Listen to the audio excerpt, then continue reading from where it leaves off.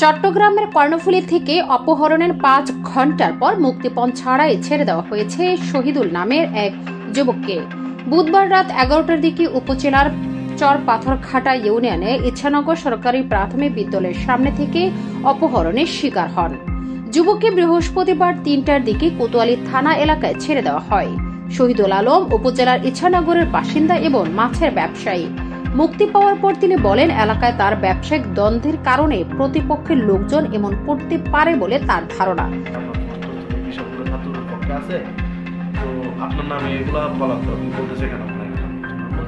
আমি যেটা আইডিয়া করতেছি এটা ব্যবসায়িক কারণে আমার ব্যবসায়িক এন্ট্রি যারা আছে আমাকে এটা করতে চাইছে ব্যবসায়িক সুবিধা। স্থানীয় সূত্রে জানায়, গতকাল রাত প্রায় ১১টার দিকে ইচ্ছানগর সরকারি প্রাথমিক বিদ্যালয়ের সামনের বাজার থেকে বাড়ি ফিরছিলেন শহীদুল। এ সময় ৩টি সিএনজি চালিত অটোরিকশায় করে ১২ থেকে ১৫ জন লোক থানায় নিয়ে যাওয়ার কথা বলে শহীদুল আলমকে সিএনজিতে তুলে নেয়। এ সময় তাকে চট্টগ্রাম শহরে নিয়ে যাওয়া হয়। পরে তার পরিবারের লোকজন কর্ণফুলী থানা পুলিশকে বিষয়টি জানান।